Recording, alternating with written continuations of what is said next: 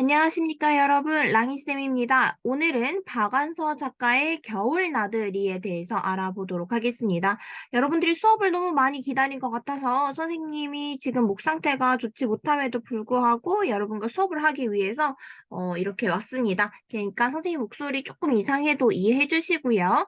자, 작품 들어가 보도록 하겠습니다. 이 겨울 나들이라는 소설은요, 6.25 전쟁의 아픔과 상처를 담고 있는데요. 우리는 이렇게 전쟁과 관련된 소설을 전후 소설이라고 하죠. 전후 분단 소설이자 전후 소설이라고 합니다. 자, 이 6.25 전쟁이 겨울 나들이에 등장하는 인물들에게 어떠한 상처와 아픔을 주고 있는지를 집중적으로 살펴보면서 작품에 들어가 보도록 하겠습니다. 이 글의 구성입니다. 자, 교과서에 수록되어 있는 부분은 위기 절정 결말이고요.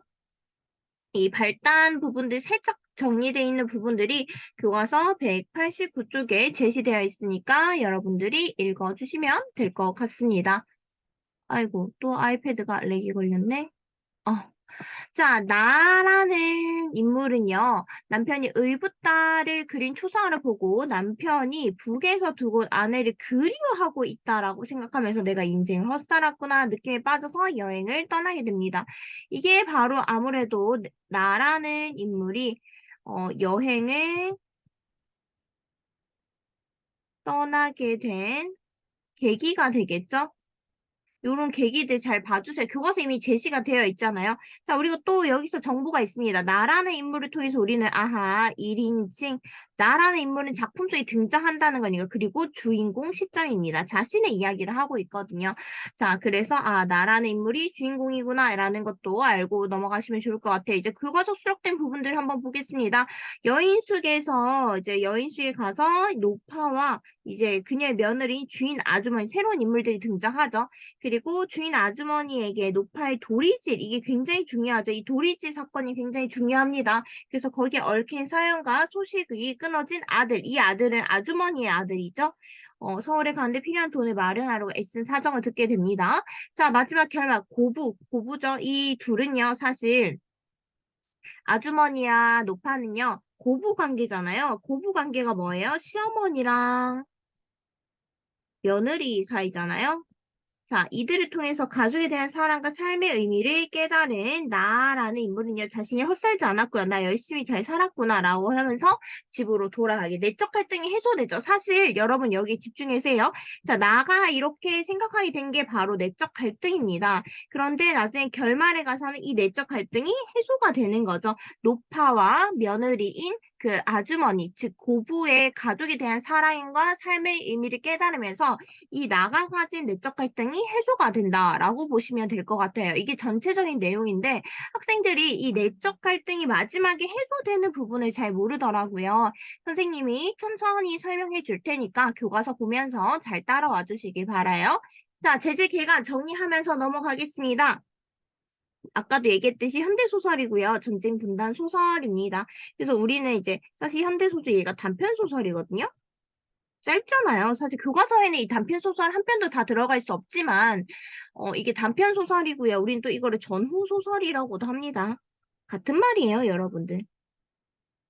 자, 사실적이죠. 굉장히, 왜냐면 6.25 전쟁 자체가 사실이니까요. 그리고 굉장히 비극적이죠. 전쟁은 굉장히 비극적인 일입니다. 그리고 굉장히 심리에 집중되어 있어요. 그 나라는 인물 자체도 내적 갈등을 시작을 해서 이제 여행이라고 떠나야 되잖아요. 그러니까 나의 내적 갈등이라는 것 자체가 심리 성찰적이다라고 볼 수 있는 거죠. 그리고 성찰을 하잖아. 자신의 고민과 생각에 대해서 성찰을 하게 되잖아요.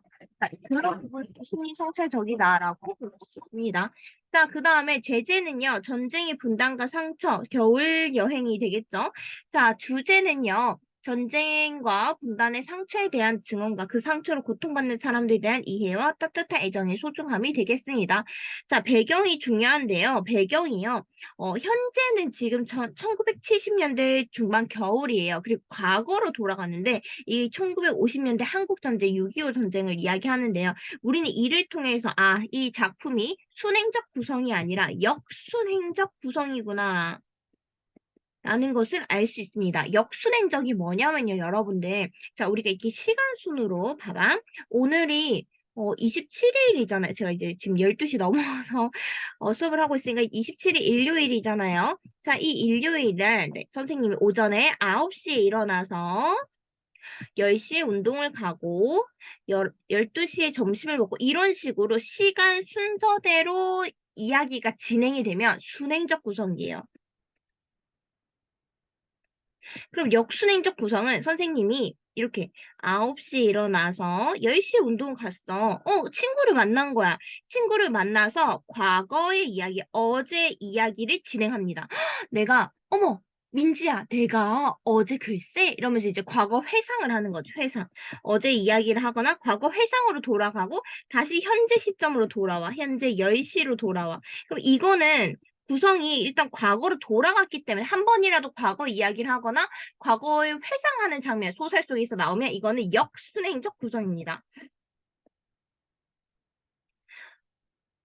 제가 몸이 좀 많이 안 좋아서 지금 삑사리가 많이 나서 선생님이 아파가지고 계속 수업을 못했어요. 계속 오늘. 그래가지고 지금 자다가, 약 먹고 자다가 일어나가지고 다시 수업을 진행하고 있습니다. 그래서 목이 좀 안 좋으니까 이해를 해서 우리 공주들이 들어주시면 좋을 것 같아요. 그래서 이 역순행적 구성, 쉽게 생각하시면 진짜 이거예요. 작품 속에서도 제가 나중에 한 번 더 언급을 할게요. 그 과거로 회상하는 장면에 일단 과거를 회상하고 또는 과거 이야기가 나온다.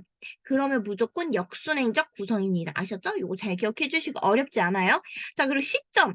이 작품 시점 틀린 친구들이 생각보다 많았어요. 수행평가할 때 1인칭 주인공 시점이죠. 이 1인칭 주인공이 나잖아요. 나라는 인물이 등장하잖아. 1인칭 전지적이 어디 있습니까? 1인칭 주인공 시점입니다. 자, 그 다음 특징은요. 자, 사건 및 이거 특징 중요한 거 알죠? 특징은 반드시 공부하셔야 됩니다, 여러분.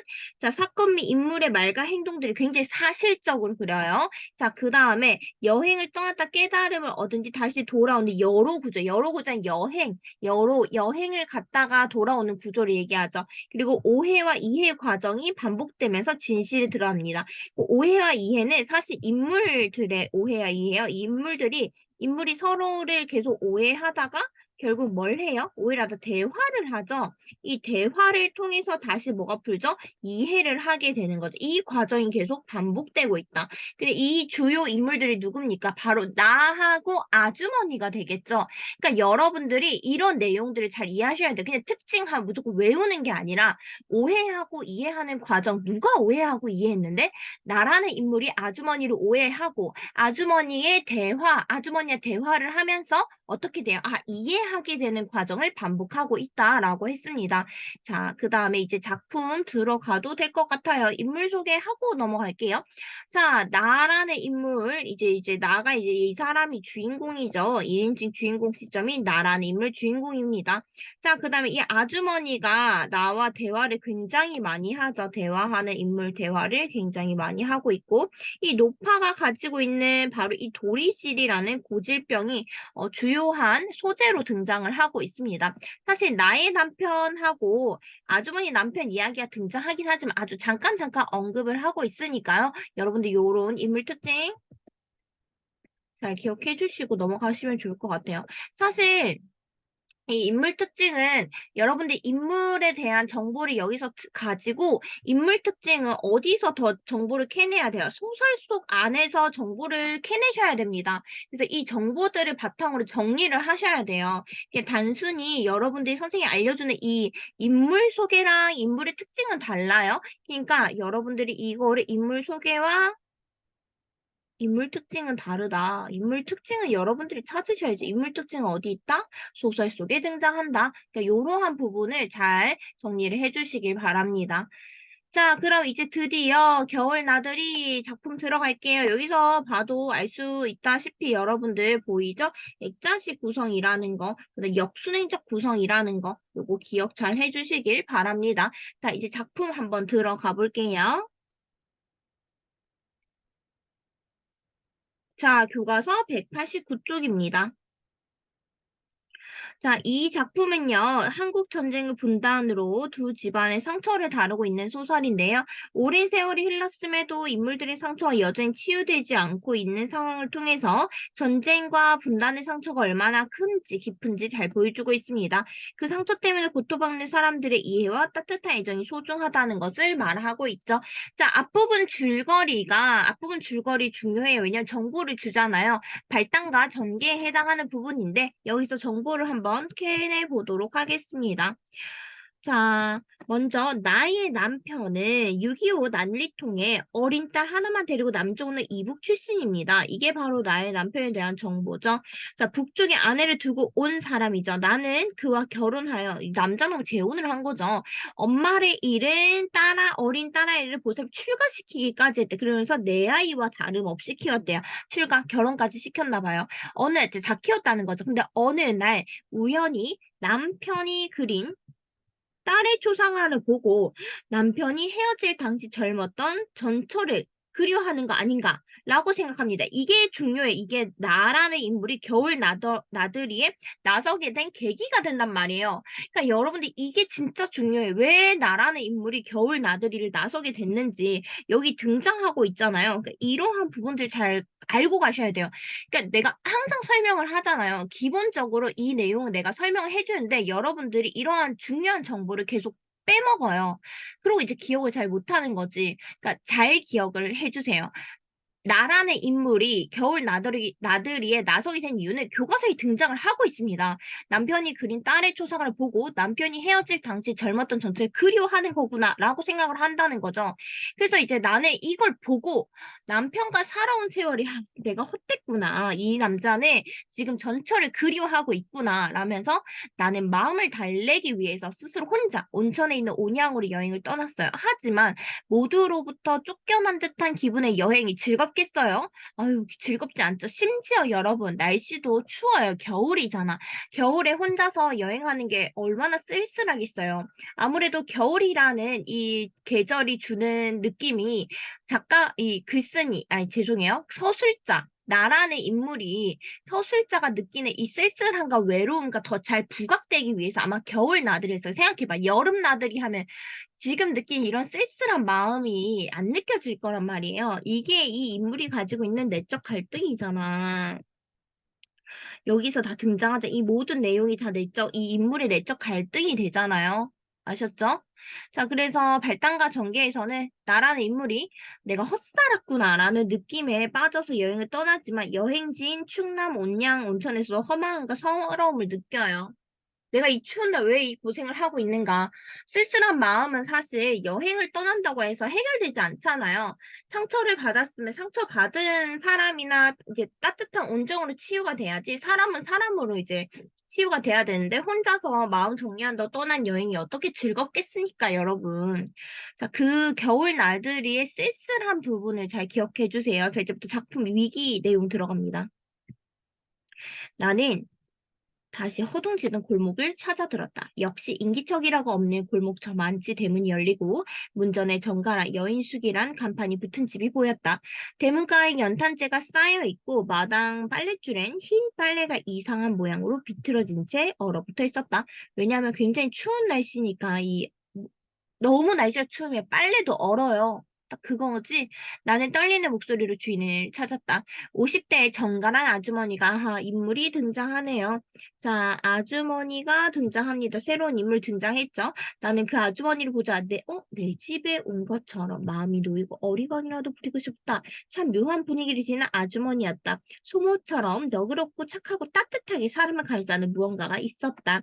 나는 마치 오랫동안 잊고 있던 무언가가 다시 나에게 찾아드는 것처럼 느꼈대요.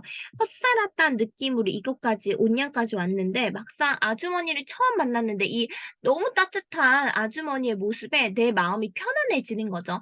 좀 녹여가고 싶은데 따뜻한 온돌방이 있어요. 아주머니는 얼른 주릉랑처럼 붙은 손님방 중 한 방으로 들어가 아랫목에 깔아놓은 다우다 포대기 밑에 손을 넣어보더니 아유, 따뜻하긴 한데 외풍이 새어서 어쩌나 하면서 어쩔 줄 몰라 했대요.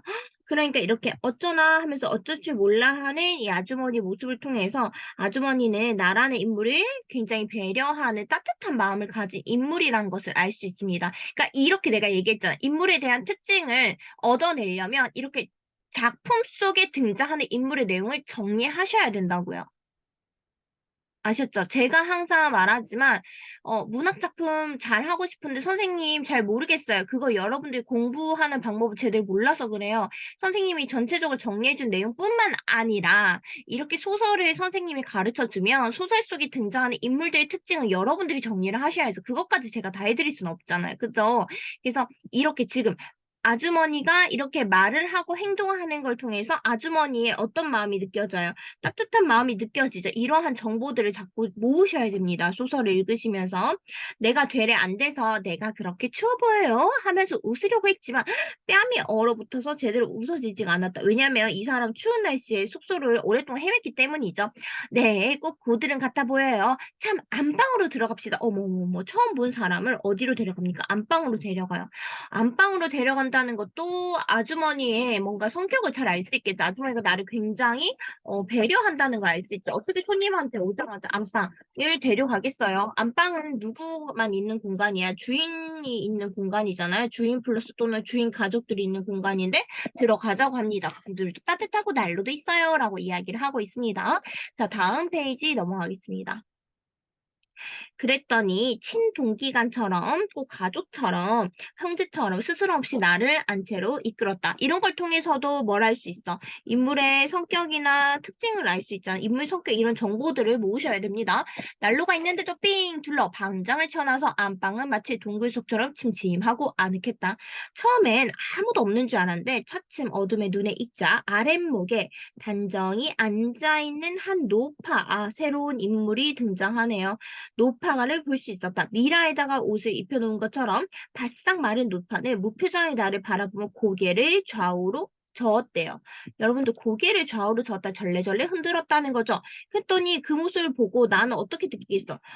꼭 나를 거부하는 듯한 몸짓인 것 같아서 어색하게 멈칫했죠. 그러니까 노파가 나를 보고 고개를 절레절레 흔드니까 나는 굉장히 나를 거부하나? 이렇게 생각을 할 수밖에 없었던 거죠. 그래서 나는 노파의 도리질에 대해서 굉장히 어색한 모습을 보고 있습니다. 그러나 아주머니는 한사코 나를 아랫목에다 끌어놓고 그 손을 노파가 깔고 있는 포대기 안에 넣어줬대요. 근데 너무 추우니까 우리도 겨울에 할머니 집 가면 춥잖아. 그럼 어떡해? 할머니 이불 밑에 손 이렇게 넣고 발 이렇게 넣잖아요. 추울 때. 그처럼 추워 보이는 나를 위한 배려를 아주머니 이제 배려를 해주는 걸 느낄 수 있어요.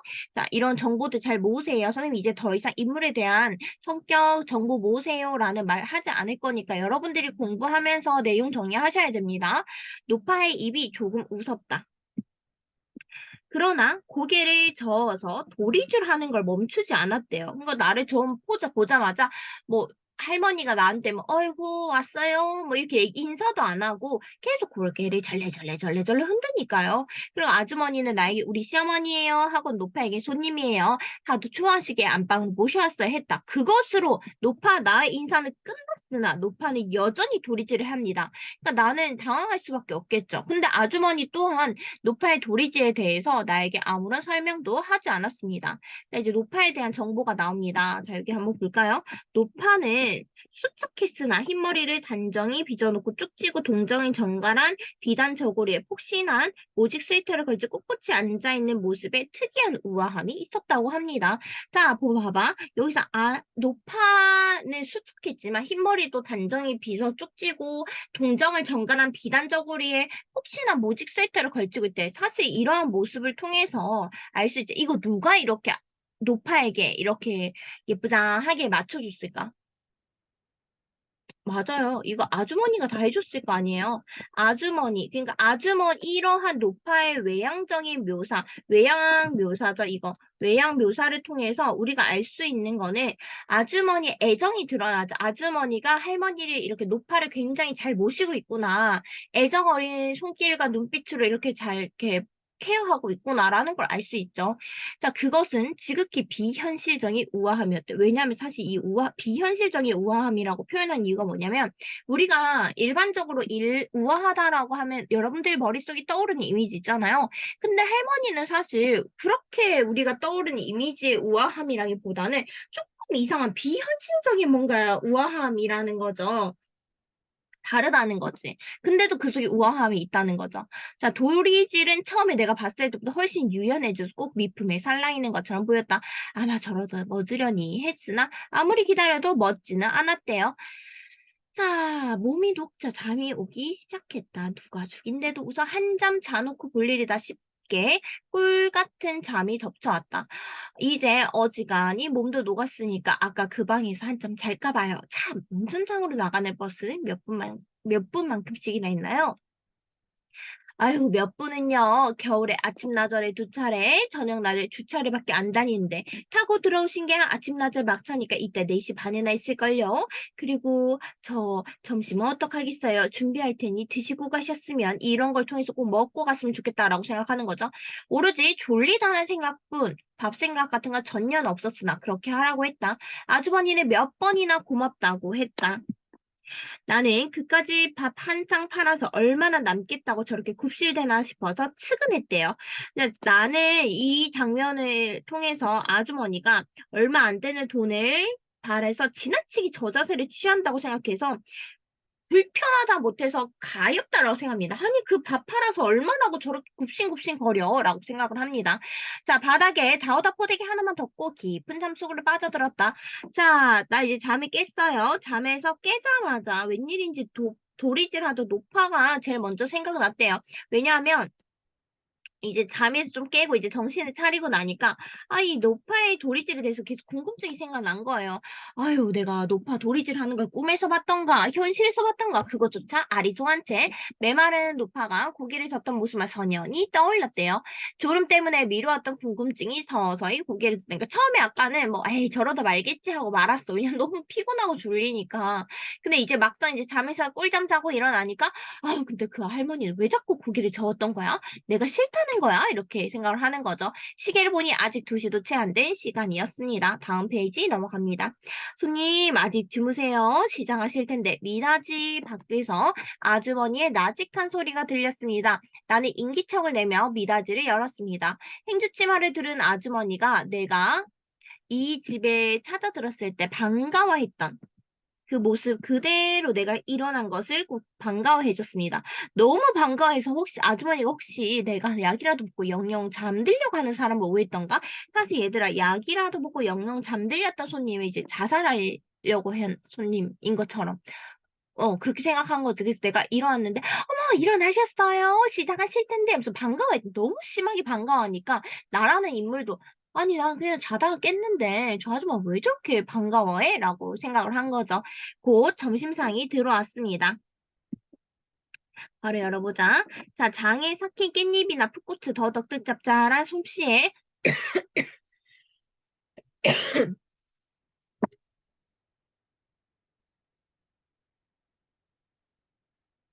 미안해. 밑반찬과 김치, 깍두기, 묵국 등 조금 더 영업집 밥상 같지 않고 시골 친척집에 들러서 받는 밥상 같아서 흐뭇했대요. 자, 이걸 통해서 알 수 있는 정보는요. 정성을 기울여 만든 정갈한 음식을 대하고 아주머니에 대한 오해와 경계심이 풀리게 됩니다. 처음에는 아주머니가 만약 이게 진짜 식당처럼 음식이 나왔으면 나는 기분이 나빴을까? 왜냐면 아주머니가 나를 두고 영업을 하려고 하는 건가? 왜 이렇게 밥을 먹으라고 왜 이렇게 굽신굽신 거리는 거야? 라고 생각하려고 했는데 막상 아주머니가 준비한 음식을 보니까 굉장히 시골집 밥상 같은 거예요. 그러니까 이 아주머니가 꼭 뭐 나한테 영업을 하려고 했던 건 아닌 것처럼 볼 수 있는 거죠. 그래서 나는 흐뭇한 거야. 그러나 입속은 칼칼하고 식욕도 일지 않았어요. 묵국만 훌쩍대고 있는 걸 보고 아주머니가 더운 묵국을 또 한 대접 더 들고 왔대요. 너무 잘 먹는 거 보니까 그것만 들고 온 거지. 나는 좀 같이 들자고 아주머니를 내 옆에 붙들어 앉혔대요. 그랬더니 원 별 말씀을요. 저는 어머니 모시고 벌써 먹은걸요. 아주머니가 먼저 노파 얘기를 꺼냈기 때문에 난 자연스럽게 노파의 이상한 도리질 이제 물어보는 거야. 도대체 왜 그러냐고. 이 도리질에 대해서 물을 수밖에 없었대요. 할머니께서 제가 몹시 못마땅하셨나 보죠. 말씀은 안 하셨지만 제가 있는 내내 안방에 있는 내내 고개를 저으셨어요. 그러니까 나는 아주머니 그러니까 아주머니한테 얘기하는 거지 은근슬쩍. 할머니가 제가 마음에 안 드나 봐요. 자꾸 고개를 절레절레 흔드세요. 이렇게 얘기를 하죠. 그러니까 나는 그렇게 오해를 했으니까. 그랬더니 아주머니가 이렇게 합니다. 아유, 벌써 25년 동안이나 그러고 계신걸요. 라고 얘기를 합니다.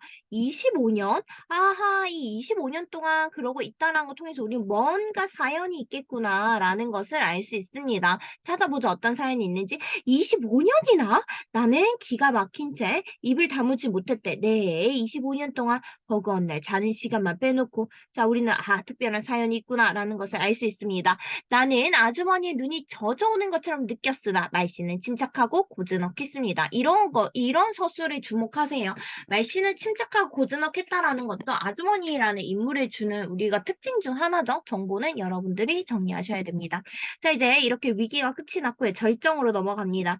자, 절정. 자, 여기서부터 회상이야, 얘들아. 이게 회상이에요. 이게 회상이죠. 그럼 내가 뭐라 했어? 회상하는 거는 역순행적 구성이라고 했지. 역순행적 구성이고요. 이 회상은요, 이제 과거 회상인데, 이 과거가 바로 6.25 전쟁입니다.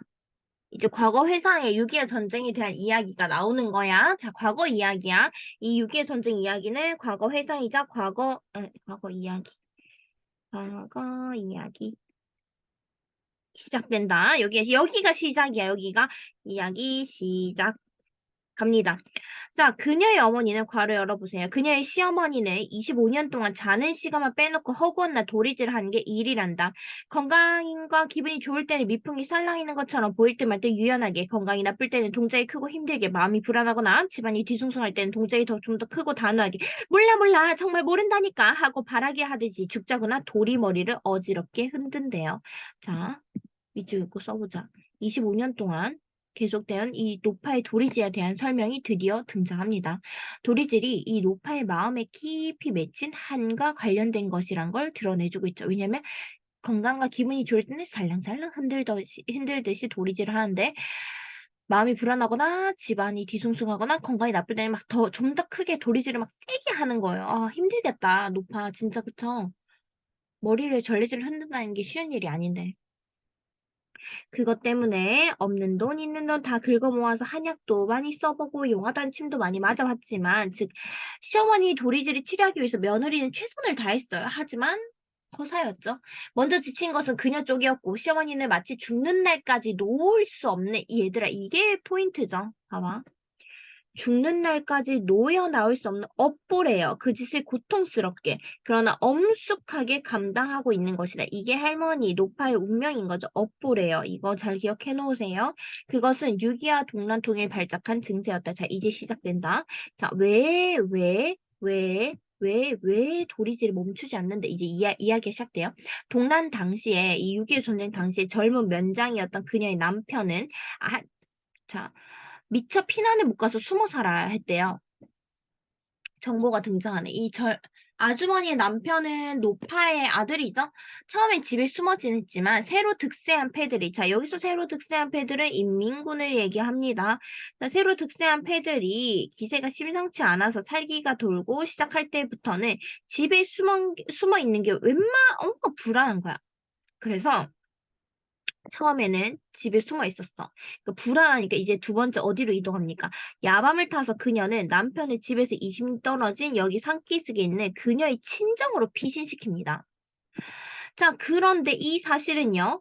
자, 시어머니와 그녀만 알게 비밀을 붙입니다. 왜냐하면 전쟁 상황에서 누구도 믿을 수 없거든. 그러니까 남편의 행방을 비밀을 철저히 붙입니다. 절대 아무도 몰라. 알고 있는 사람은 아주머니하고 시어머니밖에 없어요. 어떻게 된 게 세상은 점점 못되게만 돌아갑니다. 왜냐면 전쟁은 혼돈의 상황이잖아요. 그러니까 그 누구도 믿을 수 없는 상황인 거지. 그래서 못됐게만 돌아가서 사실 이웃끼리도 잘 지내다가 이제는 이웃끼리도 친척끼리도 누구 땡땡이가 반동이다 서로 고자질하는 것이 성행했대요. 그러니까 그 누구도 믿을 수 없는 거지. 피비린내 나는 끔찍한 일이 이 마을에서도 저 마을에서 하루에도 안 일어난 일이 없으니까 맨날 사람이 죽는데요. 굉장히 끔찍한 나날이었습니다. 이렇게 되자 그녀는 시어머니도 못 믿었기 시작합니다. 왜냐면 시어머니가요, 어리숙하고 고지식기만 해서 생전 남을 의심할 줄 몰라. 이제 시어머니 성격이 이제 대놓고 직접적으로 제시되죠. 또 높아져 이 시어머니가 행여 누구 꼬임에 빠져서 남편이 가 있는 곳을 실토하면 어쩌나 싶었습니다. 자, 시어머니 같은 사람이 살 수 있는 그런 세상이 아닙니다. 즉, 하도 험한 세상이라서 시어머니가 잘 적응하면서 잘 살 수 있는 세상이 아니라는 말이죠. 자, 그래서 괄호 열어봐. 자, 이 그녀는 누구야? 이거는 며느리이자 아주머니죠. 아주머니. 아주머니 이꼴 며느리야. 아, 근데 여러분, 제가 진짜 깜짝 놀란 게 인물이 몇 명 없는데 인물이 지칭하는 명칭을 잘 모르더라? 여기서 그녀 하면 그녀가 누군지 모르면 안 돼요. 누가 누군지 명확하게 아셔야 돼. 인물 관계가 굉장히 단조로운데 이걸 헷갈려 하시면 안 돼요. 네, 친구들이 질문하는 거 보고 좀 깜짝 놀랐거든요. 공부 제대로 하셔야 돼요. 아셨죠? 그냥 모르면 질문을 하세요. 자꾸 그냥 스리슬쩍 넘어가지 마시고요.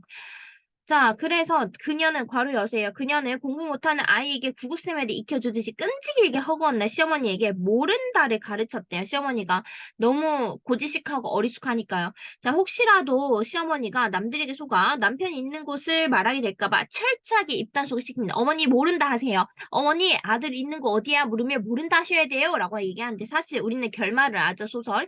이러한 아주머니의 노력이 사실 나중에 결국 남편의 위험에 빠뜨리게 되는 결과를 초래하게 됩니다.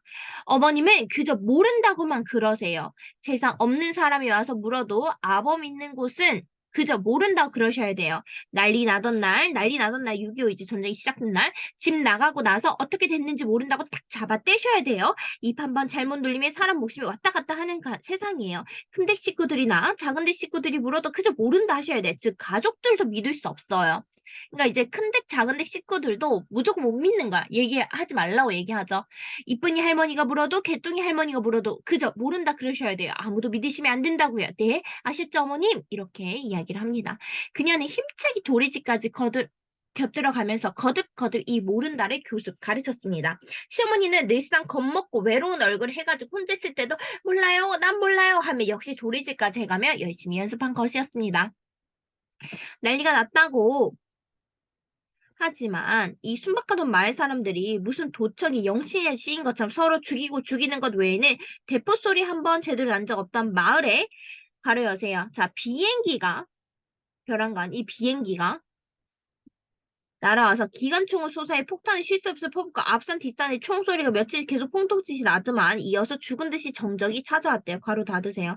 자, 이때가 아마 이제 그 유엔군이 그 인천 상륙 작전을 썼을 때예요. 그래서 이제 유엔군의 공격으로 인민군이 물러난 고요를 이렇게 표현했다고 볼 수 있겠죠.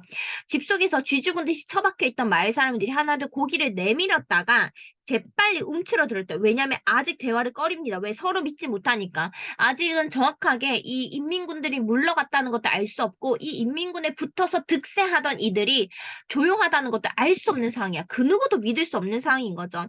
자, 빨갱이가 물러갔다. 이 빨갱이가 누굴 얘기해? 인민군을 얘기하죠.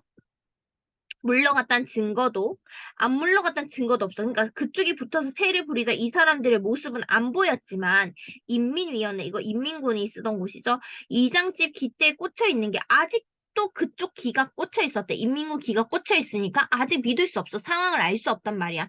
그런데 그 아무도 알 수 없는 이 애매하고 어중간한 모호한 때 왜 인민군이 물러났는지 안 물러났는지 알 수 없는 이 애매한 때 성질 급한 이 아주머니 남편 참 문제다 이 아저씨. 야밤을 타서 집에 벌써 돌아왔습니다. 원래 이 아저씨 어디 있었어요? 아주머니 친정집에 있었잖아. 피신해 있다가 아직 끝나지도 않는데 온 거예요. 아이, 정말. 이러면서 얘기했대. 걱정하는 아내를 보고 이렇게 했대. 가로 열어봐. 서울 수복한 지 언젠데 서울 수복했다는 말은 이제 1950년대 그 인천상륙 작전에서 그 서울을 다시 되찾아요. 그걸 서울이 수복됐다는 거예요. 제까지 것들이 여기서 버텨봤자 며칠을 버티겠냐는 거였죠. 그 남편이 결국 이 성질 급한 아주머니 남편이요. 이제 서울 수복으로 인민군이 얼마 버티지 못할 거야 라고 하면서 결국 집에 돌아옵니다. 아, 아저씨 진짜. 자, 그래서 텃밭은 이미 김장 배추를 간 뒤였지만 울타리에는 기름이 샬잘 흐르는 애호박이 한창 잘 열 찬반 내기였대요. 아침 일찍쯤에 뒤라는 애호박을 따라갔다. 시어머니가 과르여세요. 시어머니가 벼랑간 찢어지는 소리를 냈대요. 몰라요, 정말 난 모른단 말이에요. 라는 소리를 냈어요. 소름이 쭉 끼치고 간담이 서늘진 처참한 비명이었대. 그녀도 그녀의 남편도 엉결결에 뛰어갔습니다. 아, 남편 지금 나가면 안 되는데, 그지? 잠깐. 사이에 아무도 분별력이 없었다. 왜? 시어머니의 그 비명소리에 너무 놀라서 남편도 그냥 뛰쳐나간 거야. 저만치 뒷감 모퉁이에 이 폐잔병인 듯 싶고 지치고 남냐 인민군 선호명이 일제히 총부리를 시어머니에게 겨누고 있었대. 그들도 놀란 것 같았다. 왜냐면 시어머니가 너무 과민 반응 소리를 지르니까 당황스럽잖아요. 사실은 그냥 진짜 죽이려고 한 것도 아니고 뭐 물어보려고 한 걸 수도 있는데 사실 그들은 처음부터 누구를 해치려고 나타났기보다는 그냥 시어머니와 마주쳐서 마주친 김에 옷이나 먹을 것을 달라고 했을지도 모른다. 그런데 그들이 무슨 말을 걸기도 전에 시어머니는 그 자리에서 꼼짝도 못하고 못 박힌 채 고개를 미친 듯이 아하 밑줄 그으세요. 이거죠? 도리질이 이제 시작되는 거죠. 몰라요, 난 몰라요. 이렇게 하는 거죠. 딴 사람이 된 듯한 드높고 세대 목소리 되풀이했습니다. 회장변 중 한 사람이 눈에 갑자기 살기가 번뜩인가 하는 순간 총이 남편을 향해 난사됐습니다. 그녀의 남편은 처참한 모습으로 나뒹굴어지고 그들 어딘가 도망쳤고 이런 일은 순식간에 일어났습니다. 결국 아주버의 남편이 죽네요. 자, 얘들아 여기서는 비행기 공습을 앞센 유엔군의 이제 때문에 인민군들이 후퇴를 합니다. 근데 극도의 긴장감 상태에서 아주머니한테 그러니까 노파한테 그 아주머니의 미안해. 아주머니 시어머니인 할머니에게 뭔가 물어보려고 했는데 할머니가 이렇게 소리 지르니까 그들도 너무 깜짝 놀라버린 거죠. 이렇게 이야기가 비극으로 끝이 나네요. 자, 여기서 살짝 나왔지만 사실 이 작품이 제가 액자식 구성이라고 했잖아요. 어떻게 나와요? 이 외부 이야기는 나의 겨울 이야기고 내부 이야기가 노파의 도리지 얽힌 사연이 나오죠. 그러니까 여기까지 지금 여기까지가 이제 과거 회상이 끝이 났어. 과거 회상 끝. 과거 회상이자 과거 이야기. 끝이죠? 그러니까 여기까지가 액자의 내부 이야기야. 있나요? 그럼 과거 이야기가 시작되는 부분이 내부 이야기가 시작되는 부분이겠죠? 자, 그 다음 여기서부터 이제 다시 현재로. 그 후 거의 실성하다시피 한 시어머니를 오랫동안 극진 봉양 끝에 만큼 회복은 됐지만 그때 뒷감 모퉁이에서 죽을 길을 쓰고 흔들어내던 도리질, 이 도리질만은 그때 같은 방역으로 멈출 줄 모르는 고질병이 됐죠. 결국 아들이 잃은 깊은 충격으로 전쟁이나 상처가 되었습니다.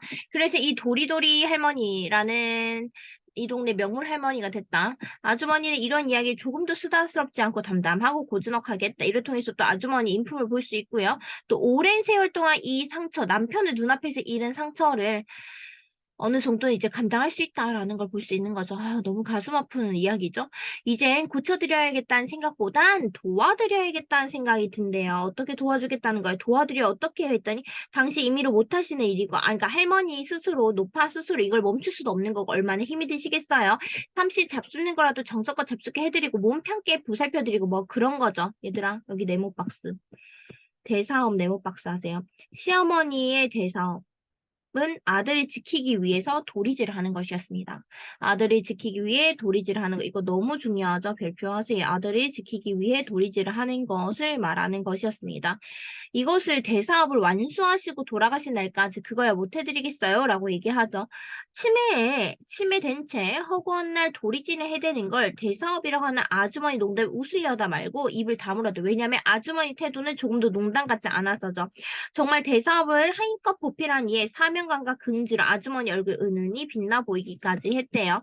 자, 괄호 열고 나는 어쩌면 이 대사업 아주머니야말로 대사업을 하고 있구나라고 생각한대. 자, 그러면 얘들 여기서 대사업이 두 개가 나오는데 이 대사업은 누구의 대사업이에요? 노파의 대사업이고 이 대사업은 아주머니의 대사업이에요. 내용이 각각 달라요. 그러니까 이거를 잘 기억해 주셔야 돼요. 시어머니의 대사업은 아들을 지키기 위해 노파의 아들을 지키기 위해 도리질을 한 것이고 아주머니의 대사업은 시어머니를 정성껏 봉양하는 일에 있습니다. 하는 게 아닌가 하는 생각이 들면서 등골에 정률이 지나갔다. 여기까지. 자, 그러면 괄호 안의 내용들은 여러분들 여기 나는 아주머니가 사명감과 긍지를 가지고 노파를 돕는 것이야말로 대사업이구나 라고 생각하면서 아주머니에 대해서 굉장히 크게 감동을 합니다. 자, 여기까지 절정이 끝이 났습니다. 절정이 끝이 났고요. 절정 아주머니의 도파의 도리지에 대한 사연 듣게 되죠. 자, 이제 절정입니다. 새로 이제 현재로 돌아왔어요. 현재 이야기. 그러니까 어차피 아까 그 전쟁 이야기가 끝난 시점부터 현재예요. 자, 점심값과 반값은 도합 800원이라고 했대요. 1970년대니까요. 나는 1000원을 내주면서 그냥 넣어두세요라고 했대요. 자, 이렇게 했더니 아주머니 바로 또 자, 아주머니 내가 불쾌할 만큼 굽신굽신 또 고마워했대. 아까 점심 때도 그랬지만 통틀어 1000원인데 몇 푼 떨어진다고 저렇게 비굴하기구나. 나는 지금 아주머니 이러한 태도가 굉장히 불쾌합니다. 다음 페이지까지 바로 닫아주세요. 싶었다까지. 자, 아주머니가 다시 굽신굽신한 이러한 태도를 보이자 나는 몇 푼 안 된 돈이라고 또 왜 그러지? 라고 오해를 합니다. 자, 계속 아주머니에 대한 오해와 이해가 반복되는 부분인 거죠. 오해와 이해, 인물들의 오해와 이해. 첫 번째는 도리질에 대한 오해와 이해였고요. 두 번째는 아주머니의 이런 태도, 뭐, 점심값. 기억나요? 점심을 먹겠다니까, 아유, 네, 굽신굽신 하는 거. 그것도 첫 번째 오해했죠. 근데 또 이렇게 아주머니가 800원이었는데 내가 아유 넣어두세요 라고 하면서 잔돈 안 받겠다니까 아유 감사해요 굽신굽신 하는 게 또 이해가 안 가는 거죠. 여기까지 괄호 닫고 다시 새로운 괄호 열어볼게요.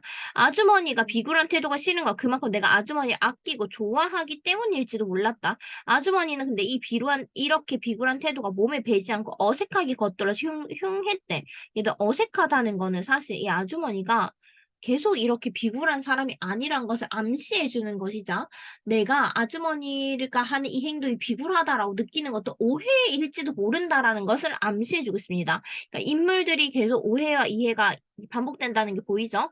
아주머니는 내가 준 돈 1000원을 소중하게 스웨터 주머니에 넣고 나더니 지극히 안심스럽고 감사한 얼굴을 하고는 또 한 번 이상스러운 소리를 했다.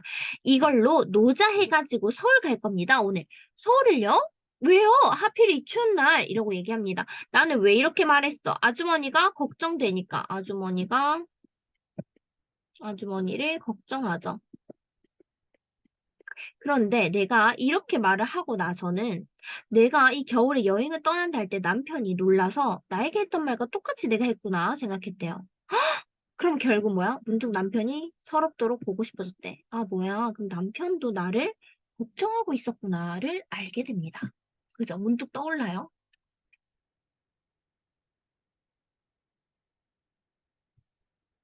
이제 여기서 보면은 나가 남편을 보고 싶은 까닭은 내가 남편이 나에게 걱정했던 건 하필 이 추운 날에 했던 것을 떠올리면서 남편에게 가졌던 서운한 마음은 어느 정도 풀렸긴 했지만 여기서 갑자기 막 갈등이 해소된 건 아니에요. 이제 갈등 해소는 뒷부분에 등장해요.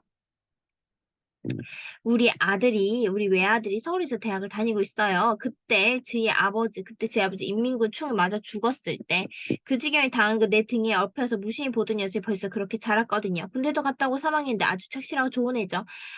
그렇지만 지금은 겨울방학 중일 텐데, 이 말인 즉슨 겨울방학 중이니까 왜 안 내려왔냐 이거죠. 네, 그렇긴 하지만 아들이 뭐 하고 있어? 학비라도 못한다고. 아이들을 맡아 가르치고 있어서 못 내려온대. 자, 이 작품의 시간적 배경은 대학생 가해가 자유로웠던 1970년대입니다. 그리고 아들은요, 어머니의 부담을 덜기 위해서 돈을 버느라 서울에 있었다라는 정보가 드러나고 있죠. 여기서 내가 제 학비쯤을 실컷 벌 수 있는데 글쎄 그 녀석이 그렇답니다. 겨울 동안만은 여기가 쓸쓸해서 그렇지 봄부터 가을까지 여기 장사도 꽤 괜찮거든요. 관공철에 공일이라도 낀 날은 방이 모자라 법석인걸요. 새학기 등록금이 하숙비까지 다 해서 꽁꽁 뭉쳐놓았답니다. 겨울날 양식도 밑반찬도 넉넉하고요. 딴 영업집들은 이렇게 벌어놓으면 겨울에 문을 닫고 집에 가서들 쉬죠. 우리 여인숙이고 또 여기가 살림집이기도 해서 늘 한두 방쯤 불을 떼놓고 손님을 기다린대. 자, 여긴 여인숙이고 살림집이니까 손님을 기다린대. 돈 벌고 싶어서 그렇게 하는 게 아니래요. 가끔 손님처럼 못 모르고 호숫가를 찾는 이게 더운 방을 내드리는 게 그냥 좋아서 그랬대. 그럴 땐 정말 돈 생각도 안 한다니까요. 라고 했어요. 그냥 몇 푼 주시면 아유 감사합니다. 어머님 고기나 사드리고 좋긴 하죠. 근데 오늘은 그게 아니었대. 오늘은 이게 중요하죠. 오늘은 동기선부터 슴슴하게 하면서 손님을 기다렸대. 정말 이 손님이 안 드셨으면 어쩔까 하면서 손님을 기다렸대. 자, 봐봐. 원래는 아주머니가 그냥 길을 잘못 들거나 겨울에 찾는 손님들을 위해서 돈 벌려고 하는 게 아니라 그냥 이렇게 손님들을 만나는 게 좋아서 돈 생각 안 하고 이렇게 했었단 말이에요. 근데 오늘은 아니래. 오늘은 그게 아니었대. 뭐래? 손님을 기다렸대. 동기선부터 하면서 손님이 와야 되는데 손님이 와야 되는데 했는데 내가 나타난 거야. 그러니까 아주머니가 나를 반갑게 맞은 까닭을 알 수 있죠. 왜? 나 아주머니는 손님을 기다렸기 때문에 나를 굉장히 반가워했어요. 그래서 이번에는 굽실대는 것 대신에 내 손을 꾹 잡았대. 굽실대는 것보다 훨씬 기분이 좋았지만 영문을 아직 모릅니다. 근데 봐봐. 얘들아 이거 애들이 항상 질문하는데 이유는 아직 등장하지 않았어. 왜 반겼는지는 이유는 뒤에 나옵니다. 어디서? 서울서 이상한 편지 네모박스. 이 이상한 편지가 뭔지 잘 보세요. 예. 소재 파악 잘하기. 다음 페이지. 아드님한테서요? 아니요. 아들이 하숙하고 있는 주인집 아주머니가 편지를 보냈습니다. 자, 벌써 일주일이 넘도록 아들이 하숙집에 들어오지 않는데 이게 아주머니가 아들이 걱정하는 이유입니다. 자, 괄호 열고. 평소에 품행이 허락한 학생 같았으면 이러한 일로 고자질 같은 건 않겠는데 하도 착실한 학생인지라 만에 하나 무슨 일 있는 게 아닌가 해서 싶어 알리는 거니 어머니가 한번 올라와 수소문 하면 어떻겠니? 이게 편지 내용이에요. 하숙지 아주머니가 이 여인숙 아주머니에게 보낸 편지 내용이죠. 허락한 학생이 아니더라도 제 집이고 하숙집이겠다. 친구 집에서 며칠 자고 들을 수 있는 일 아니겠어요? 그만한 일로 편지질해서 사람은 놀라게 한 하숙집 주인도 주인이지만 나죠. 이제 아주머니가 사실 걱정하고 있죠. 괜히 온갖 방전맞은 생각이 다 나지 뭡니까? 잠깐만. 어떤 생각? 즉 아들을 걱정하는 마음에 이제 마음이 좋지 않아서 계속 괴로워했다는 거죠. 어젯밤에 한 잠도 못 잤어. 이거 사자성 우리 그때 배웠는데 전전반측이죠. 글쎄, 그래서 내가 미신을 하나 만들었대. 미신이라뇨?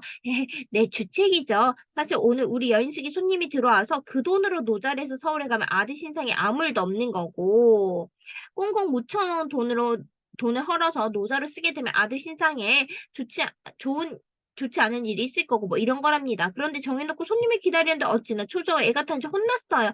아하 이제 드디어 등장합니다. 지금 아주머니가 아들의 걱정 때문에 미신을 혼자 만들었어. 오늘 겨울에 손님이 오면 우리 아들한테 아무 일도 없는 거야. 하지만 손님이 없어서 내가 여태까지 모은 돈으로 서울을 가면 아들에게 무슨 일이 있는 거야 하면서 혼자 미신을 걸었죠. 그런데 손님이 내가 만든 미신에 좋은 전개가 됐다라는 말은 손님이 왔기 때문에 서울행 로자를 내가 마련하게 돼서 아들에게 아무런 일이 없을 거라고 믿게 해주는 미신의 결과가 되니까 내가 너무 반가운 거야. 그래서 이제 드디어 등장합니다. 아하, 이게 바로 아주머니가 나를 반갑게 맞은 이유가 여기서 등장합니다. 굽신굽신하는 이유도 다 이 이유죠. 아들이 이제 별일 없을 거라, 아무 일 없을 거다라고 이제 미신의 결과가 보니까 내가 반가울 수밖에 없는 거죠. 다음 페이지, 마지막 페이지입니다. 아주머니는 또 한 번 고마워했대. 진짜 고마운 거죠. 나는 기묘한 방법으로 외아들의 신상에 크나큰 근심을 달리려던 이 과부 아주머니에게 연민의 가슴이 찐했대. 이제 아주머니에게 연민의식도 느끼는 거야. 아주머니가 얼마나 걱정이 됐으면 이러한 미신을 했겠어. 내가 젊기가 됐다는 게 조금 더 언짢지 않았대. 괜찮았대요. 그럼 이제 끝났죠. 여기까지 절정이 끝이 나고 이제 마지막 결말 그럼 곧 떠나시겠네요. 네, 준비는 다 됐어요. 이웃 사람들에게 어머니 부탁도 다 해놨고요. 이제 곧 온천장 가는 4시 반 버스만 오면 돼요. 동행하게 됐군요. 아, 참 그렇군요. 4시 반 버스로 온천장을 나가신댔지 했는데 아니요. 서울까지 동행할 거예요. 갑작스럽게 행선지를 온천으로 바꿉니다. 아, 미안해. 온천에서 서울로 바꿉니다. 자, 나는 지금 이 겨울 나들이 온 자체가 뭐였어? 지금 내가 내적 갈등 때문에 왔는데 이제 서울로 돌아간대. 이 말인 즉슨 뭐예요? 그렇죠. 내적 갈등이 해소됐다. 라는 걸 알 수 있는 거죠. 그럼 여기서 한번 보고 가자. 나가 서울로 가겠다는 결정 순식간에 내린 까닭은 뭘까? 아주머니의 마음을 이해하고 그녀를 연민하게 되면서 동시에 그러니까 이산의 아픔을 갖고 살아온 남편의 마음을 이해하고 가정의 소중함을 깨달았기 때문이죠. 아하. 그러니까 이제 아주머니를 통해서 내적 갈등이 해소된 거야. 아, 이런 아픔도 이렇게 견딜 수 있구나. 남편의 마음도 이해했고, 가족의 소중함도 더 일깨워지면서 내적 갈등이 해소된 거야. 그러면서 이제 서울로 가야겠다. 이렇게 순식간에 내린 거야. 갑자기 내린 거야. 생각하고 내린 게 아니라 갑자기 내렸다고 나와 있잖아. 그러나 마음이 그렇게 편안해질 수가 없었대. 이제 마음 편안해진 거야. 이 말인 즉슨 내적 갈등 해소 여기가 아이고 내 저기예요. 내적 갈등 해소라는 거죠. 이제 소설 내용 알겠죠? 이제 잘 기억하세요. 아주머니가 시어머니에게 다녀오겠다는 인사를 할 때 나도 같이 들어갔대. 고부간이 비슷하게 늙은 사람 서로 꼭 맞잡았대요. 어머니, 저 서울 좀 다녀와야겠어요. 물건 살 것도 있고 방학인데, 공부 핑계대, 이 지우자. 어, 공부 핑계대고 안 내려 태식이 녀석도 보고 싶어서요. 아주머니는 시어머니가 걱정할까봐 진짜 서울 가는 이유를 얘기 안 해요. 뒷집 삼순이가 잘 보살펴드릴게요. 아무 걱정 말고 짐지 많이 잡수셔야 돼요. 알아들었는지 못 알아듣는지 높아는 여자의 고개만 살리살리 흔들었다. 나에게는 그 돌이지 몰라요 몰라요가 아니라 며느라 태식이 녀석이 아무 일도 없어. 글쎄 아무 일도 없다니 우리가 제가 많아서 그 녀석에게 무슨 일이 있겠니 하는 것처럼 보였대. 실제 대사가 아니에요. 이거 실제 대사 아니야. 아주 할머니가 그 며느리께 하는 실제 대사 아니고요. 나라는 인물이 그냥 그렇게 느꼈다라는 거예요. 자, 이제 마지막 가자. 나는 불현듯이 아직도 맞잡고 있는 고부의 손 위에 내 손을 포기하고 싶어졌대요. 남남끼리지만 가장 친한 두 손. 얘들아, 지금 며느리와 노파는요, 가족이지만 사실 피 한 방울 안 섞인 남이에요. 어떻게 보면 남이지만 이 남이요, 평생을 함께 서로 상처를 보듬으면서 살아왔잖아요. 이 대사업의 동업자, 이 대사업, 각각 대사업의 뜻 알죠? 아주머니의 대사업이랑 시어머니 대사업 다르다는 거. 이 두 손 사이에 맥맥이 흐르는 그 무엇을 직접 내 손으로 맥을 짚어보고 느끼고 오래 기억해 두고 싶었대요. 마치 이 세상에 온갖 것 중에 허망하지 않은 단 하나는 가족에 대한 사랑을 말하는 거죠. 허망하지 않은 것을 다 볼 수 있는 처음이자 마지막 기회라 되는데 나는 그 일을 했다. 거칠기만 한 거칠지만 푸근한 두 손이 내 유약한 손을 보탰대요. 할머니, 안녕히 계세요. 자, 지금 여기 이 내용 중요하죠. 여인숙에서 시어머니와 며느리 피가 섞이지 않았지만 비참한 일을 겪으면서 서로의 상처를 견디며 살아온 가장 친한 사이죠. 나는 두 사람에 대한 이해와 존경, 감동의 마음을 그들이 맞잡은 손 위에 잡으면서 포기의 행위로 보여주고 있습니다. 할머니, 안녕히 계세요. 노파는 고개만 살랑살랑 흔들어댔지만 나는 노파가 너는 결코 헛되지만 않았어. 헛되지만 않고 말고 이러면서 느꼈대요. 이것도 할머니가 진짜 실제로 한 말 아니에요. 그냥 나라는 인물이 느꼈을 뿐이야. 나는요 노파로부터 받을 위로와 격려. 자 이렇게 내용이 끝이 납니다. 그래서 마지막 결말은요. 내용 정리해볼게. 나는 고부의 삶을 통해서 나의 삶이 헛되지 않았구나 깨닫고 집으로 돌아갑니다. 내적 갈등 해소 이렇게 됩니다. 이렇게 작품이 이제 끝이 납니다, 여러분. 어때요? 전에 배웠을 때보다 훨씬 내용을 쉽게 알 수 있겠죠?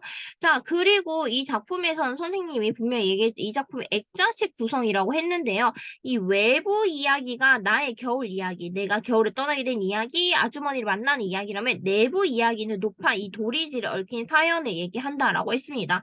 그래서 이 얽힌 이야기, 이 내부 이야기죠. 이게 내부 이야기. 여기 있는 거 내부 이야기인데, 이거는 필기 안 해도 돼요. 그냥 여러분이 알아야 되는 거는 이거야. 이거. 액자식 구성이다. 액자식 구성이다. 요 정도 알고 계시면 됩니다. 아셨죠? 자, 그 다음에 여행이 끝나갈 무렵에 나의 깨달음에 대해서 한번 정리를 해볼게요. 자, 시어머니를 정성껏 보살피고 소식 끊긴 아들이 지키 영이 아주 울면서 난 연민을 느끼게 되고요. 그 다음에 나는 깨닫게 됩니다. 뭘 깨달아요? 자, 가족과 더불어 서로 사랑하고 상처를 보듬어 살아가는 삶이 진정으로 의미 있는 것이다. 전쟁과 가족과 헤어진 남편과 의붓딸을 위해 정성껏 살아온 나의 자신, 내 삶이 헛되지 않았구나. 여기서 이제 내적 갈등이 해소되는 거죠. 아주머니의 모습을 통해서 내적 갈등이 해소되는 거죠. 즉, 서울행을 결심했다는 것 자체가 내면적인 갈등이 해소되었다라는 것으로 볼 수 있습니다. 이해했죠? 어렵지 않죠? 자, 요렇게 내용을 정리하시면 이게 전체적인 나의 깨달음이야. 자, 이제 학습 활동으로 넘어가겠습니다. 자, 교과서 198쪽입니다. 198쪽 한번 볼게요.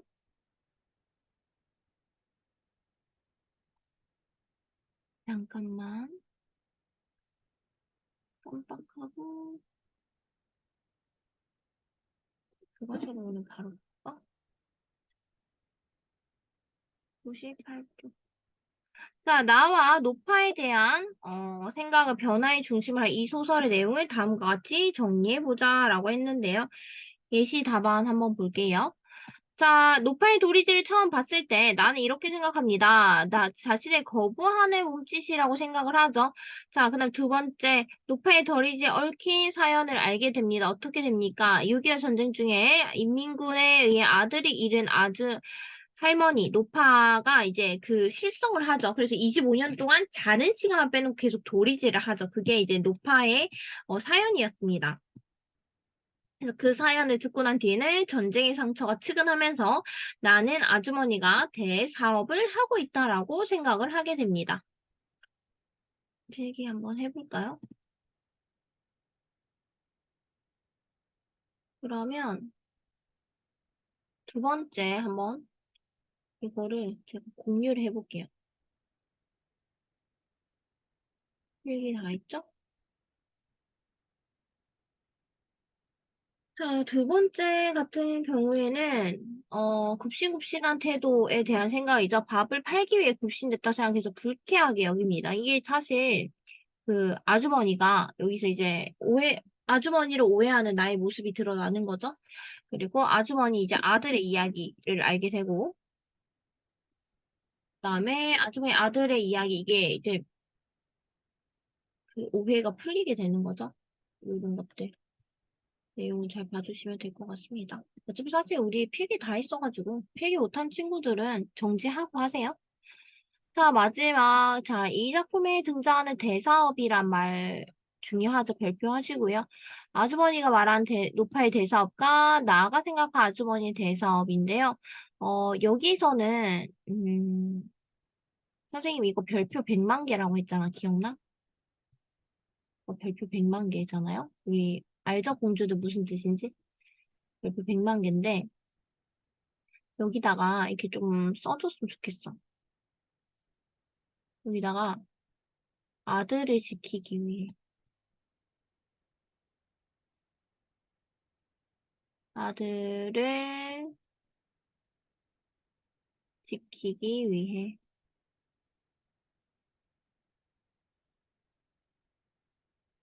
이게 마우스로 쓰는 거라서 글씨가 예쁘진 않아요. 지키기 위해. 펜. 아들을 지키기 위해 도리지를 멈추지 않는 일. 요것만 필기하시면 될 것 같아요. 요거가 중요한 거고, 요거는 그냥 참고로 필기는 하는데, 중요한 거는 뭐다? 그렇지, 요 노란, 초록색 끄는 거. 그리고 나가 생각하는 아주머니 대사업은 시어머니 상처 입은 마음을 깊이 연모하면서 할머니, 시어머니를 정성껏 보살피는 일이에요. 그리고 여기서 시어머니는 높아져. 그래서 시어머니의 상처 입은 마음을 깊이 연모하면서, 연민하면서 시어머니를 정성껏 보살피는 일이 나아가 생각한 아주머니의 대사업이다. 요 초록 색깔로 밑줄 형광펜 친 거 중요하니까 별표 100만 개예요. 잘 기억해 주시고요. 다음 넘어가겠습니다. 자, 그러면 이제 이 소설의 마지막 부분에서 나는요, 노파의 말을 상상했어요. 진짜 노파가 한 말이 아니야. 이걸 통해서 알 수 있는 나라는 인물의 대사업은 허망하지 않는 의미의 삶을 사는 것, 가족과 더불어 서로의 상처를 보듬으며 사랑을 실천하는 것을 이야기합니다. 자, 마지막 3번에 1번에 이을 바탕으로 이 소설의 대사업은 상처 입어 고통스러워하는 사람의 마음을 헤아려서 이해하고 삶을 도우려는 것과 가족 간에 서로 사랑하고 의지하며 전쟁의 아픔과 상처를 극복해 나가는 것이라고 했습니다. 자, 다음 페이지 199쪽. 자, 이 소설에 등장하는 내용을 바탕으로 인터뷰를 해봤는데요. 이 내용은 참고로 정리하면 인물에 대한 이해를 돕는데 좋을 것 같아요. 그래서 인물 이해를 돕는데 이 내용 요까지만 써주시고요. 음. 자, 전쟁이 끝난 지 오래되었지만 그 아픔이 아직도 우리의 삶 곳곳에 흔적을 남기고 있죠. 맞습니다. 저도 북쪽에서 월남한 남편과 살고 있어요. 그럼 북쪽에서 남편분의 가족이 살고 있겠네요. 그렇습니다. 북쪽에서 결혼한 아내가 살고 있다고 합니다. 남편이 북쪽에 있는 전체를 그리워하는 것 같아 속이 상했죠. 이게 뭐라고? 맞아요. 이게 바로 나라는 인물이 겨울 나들이 떠나게 된 계기가 되겠죠. 자, 다음은 아주머니에 대한 인터뷰입니다. 이번에 평생 혼자서 시어머니를 돌본 아주머니 질문 드려요. 아, 이거 평생은 아니고요. 전쟁 끝난 뒤부터죠. 남편분이 전쟁 때 돌아가셨다고 들었어요. 네, 그 이후로 어머니와 둘이서 살았죠. 남편은 전쟁통에 인민군의 총에 맞아 죽었고 시어머니는 그 충격에 거의 실성하다시피 해서 저 혼자서 모실 수밖에 없었거든요. 너무 힘들어서 멀리 가고 싶다는 생각 들 때 없었습니까? 그런 생각은 단 한 번도 해본 적 없대요. 이 가연분은 내가 끝까지 정성을 다해서 모셔야지. 이거 뭐예요? 아주머니의 대사업이라고 했었습니다. 자, 여기까지 작품 내용이 끝이 났고요. 여러분들 마지막으로 감상이 뜰 내용 보면서 오늘 작품 마무리하도록 하겠습니다.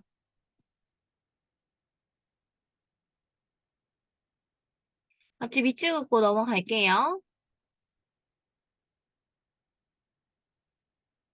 자, 겨울 나들이는 자신이 허망한 삶을 살았다 생각이 못 견뎌 겨울 여행을 떠난 주인공이 우연히 만난 고부의 이야기 중심으로 한 소설입니다. 자, 만남에서 알게 된 시어머니와 며느리를 처절한 사연은 전쟁의 상처가 얼마나 무서운 것인지 또렷하게 보여줘. 이게 내부 이야기지, 액자식 구성에. 한편 눈앞에 벌어진 아들 죽음에 충격을 받아 쓰러진 아주머니, 노파는, 미안해, 계속. 아주머니에서 아들의 죽음, 이 아들. 충격을 받아 정신을 놓쳐 평생 도리지 네모박스. 이 도리질이 핵심 키워드죠. 시어머니를 깊은 연민의 마음 껴안고 보살피는 며느리 태도니 인간의 존엄감과 존재라는 사실을 새삼 알게 됩니다. 6.25 전쟁을 다룬 우리 소설은 이 작품과 같이 전쟁의 참혹함을 증언하면서 전쟁 때문에 상처 입은 사람 따뜻한 게 감싸는 내용의 작품이 많다라는 거. 여기까지 작품 정리하겠습니다. 자, 여러분 오늘 겨울 나들이 작품이 드디어 끝이 났어요. 선생님이 천천히 꼼꼼하게 수업 잘 해줬으니까 여러분들 선생님이 이야기한 내용을 바탕으로 공부 열심히 하시고요. 늦은 시간까지 공부한다 고생이 많습니다. 오늘 수업 여기까지 하겠습니다. 수고하셨습니다.